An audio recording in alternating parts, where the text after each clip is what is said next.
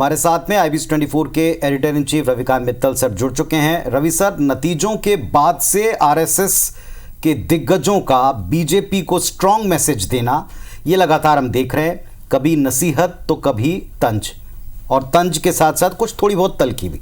आखिर संघ कहना क्या चाहता है बीजेपी को? क्या इसमें नजर आता है? क्या इसके मायने निकलते हैं?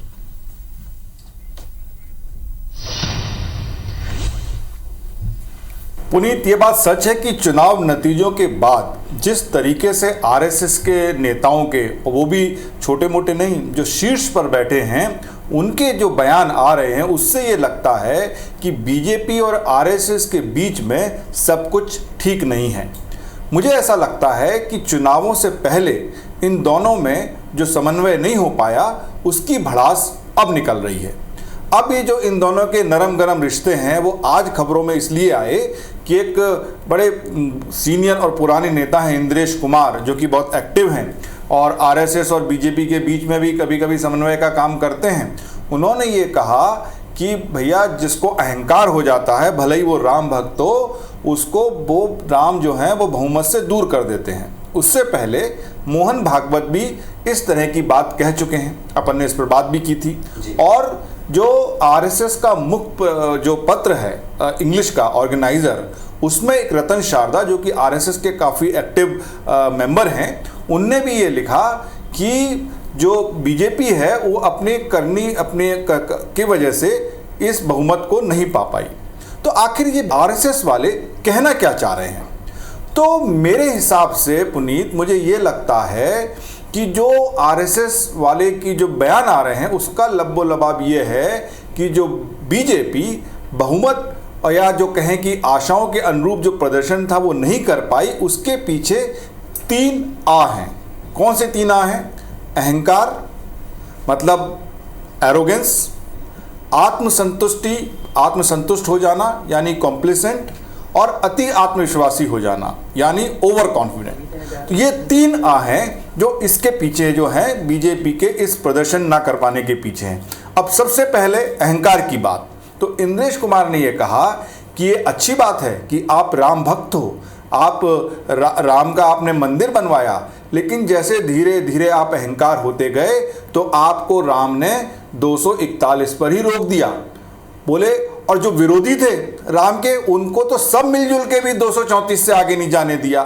तो ये बोले कि हम जो राम को लाए हैं, हम उनको लाएंगे, हम राम को लाए हैं, जनता हमको लाएगी। नहीं लाएगी भैया। राम ने सुन ली कि आप ये भले ही राम को आप नहीं लाए राम को, ये अहंकार ऐसा होना नहीं चाहिए।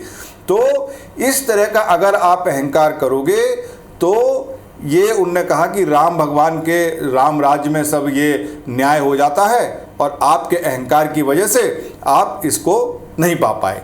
दूसरी तरफ जो भागवत ने कहा था कि मोदी की गारंटी, मोदी की सरकार, मोदी मोदी, हर घर मोदी, रात मोदी, दिन मोदी, इस तरीके का अहंकार नहीं करना चाहिए। जो सेवक होता है वो मैं से ऊपर उठ के होता है, वो कभी भी अच्छे काम करने का, सेवा करने का अपने ऊपर या मैं से ऊपर उठता है, तभी वो सेवक कहलाता है। तो ये सब बातों से जो हमको समझ में आ रहा है कि भाई, आप राम भक्त तो हो सकते हैं, लेकिन राम भक्त होने के साथ आपको अहंकार और घमंडी नहीं होना चाहिए। तो ये बात हुई अहंकार की। दूसरी बात हुई आत्मसंतुष्ट हो जाना, मतलब अब की बार 400 पार, या फिर आएगा तो मोदी ही। अरे भाई, मोदी आएगा तब जब आप मेहनत करोगे, आप जब जो कार्यकर्ता हैं उनकी सुनोगे। तो इसमें जो उनका मानना है कि लोगों ने मतलब ये समझ लिया, बीजेपी कार्यकर्ताओं ने, कि बस ये कहने से, नारा लगाने से कि आएगा तो मोदी ही, मोदी जी आ जाएंगे, ऐसा नहीं होता है। आपको ज़मीन पर काम करना पड़ता है, आपको लोगों से मिलना जुलना पड़ता है। एक नेता तो ये कहते सुने गए कि भैया देखो, अगर मैं आपके बीच नहीं आ पाया हूँ, आपका काम नहीं कर पाया हूँ, तो मेरी गलतियों की सज़ा मोदी जी को मत देना। लेकिन ऐसा होता नहीं है। जनता, अगर आप उसकी 5 साल नहीं सुनोगे तो 5 सेकंड में वो दूसरी पार्टी का बटन दबा देती है। तो इस तरह से जनता होती है निर्दयी। तो ये काफ़ी रहा कि भाई आप इतने ज़्यादा आत्मसंतुष्ट हो गए थे कि हाँ भाई अब जो है कॉम्प्लिसेंट हो गए थे कि बस अब तो मोदी जी ने कमाल कर दिया है और उनके नाव पर हमारी वैतरणी पार हो जाएगी। ऐसा हो नहीं पाया। तीसरी बात, अति आत्मविश्वास, ओवर कॉन्फिडेंट होना।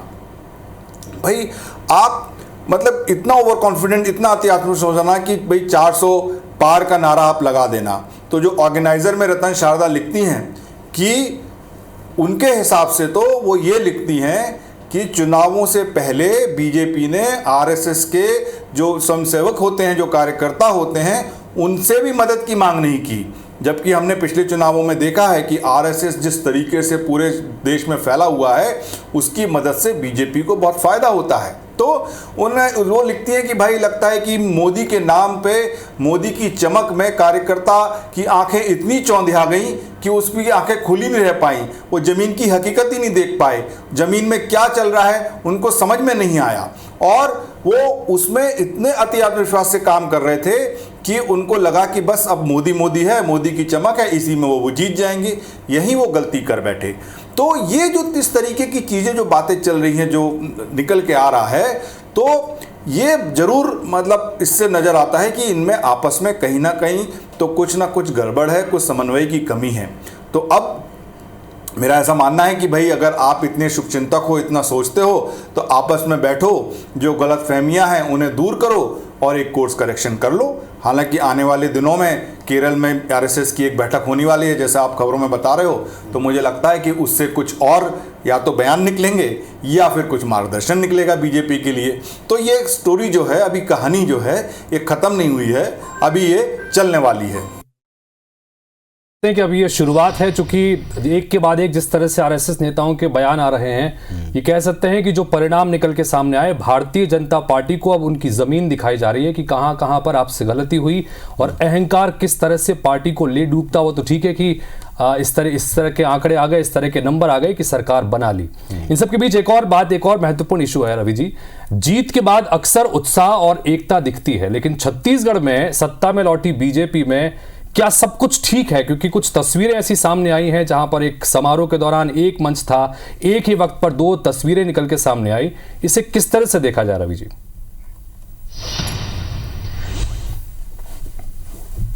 हितेश, मैंने कुछ लिखा था, मैंने आज इस पर ट्वीट भी किया था, क्योंकि ये जो दोनों फोटो हैं, ये जो अपनी कहानी ना वो खुद कह रही हैं, और राजनीति में एक दूसरे को कैसे काटा जाता है उसको बयां कर रही हैं। सीएम ने अपनी फोटो में से ब्रजमोहन को काट दिया और ब्रजमोहन ने अपनी में से सीएम को। ऊपर से तुर्रा ये कि ब्रजमोहन कह रहे हैं कि भाई अभी तो मैं 6 महीने मंत्री रह सकता हूँ। अब ब्रजमोहन जो है वो ठहरे छत्तीसगढ़ के धुरंधरी नेता और पुराने चावल, उनकी अपनी सरकार चलती है, यहाँ पे हम सब जानते हैं। लेकिन जो असली सरकार है उसकी डोर तो विष्णुदेव साय के हाथ में है। अब कोई ये डोर ना काट जाए, इसीलिए तो ब्रजमोहन को लोकसभा चुनाव लड़ाया गया था। लेकिन अगला कह रहा है कि जब पार्टी मुझे निर्देश देगी तब मैं इस्तीफा दूंगा और यहाँ से हटूंगा और यहाँ से तभी कटूंगा। तो अगले दिन सबसे पहले मतलब सीएम ने उनको फोटो से काट दिया। अब बात निकली है, देखिए दिन भर इस पर चर्चा हुई है, इस पर ज़्यादा कुछ कहना ठीक नहीं है, मैं इतना ही कहूँगा। और बाकी जिसके पीछे क्या राजनीति चल रही है ये अब भी समझते हैं और जनता भी समझ रही है। वैसे कहा जाता है कि हर तस्वीर के 2 पहलू होते हैं, लेकिन यहाँ 2 तस्वीर है और उसका क्या पहलू है इसका फैसला हम जनता पर ही छोड़ते हैं। फिलहाल आज की बिग पिक्चर पर ये आज का सबसे संभवतः सटीक एक आंसर हो सकता है, विश्लेषण हो सकता है। शुक्रिया रवि जी आपका जुड़ने के लिए और विस्तार से इन सब पर चर्चा करने के लिए।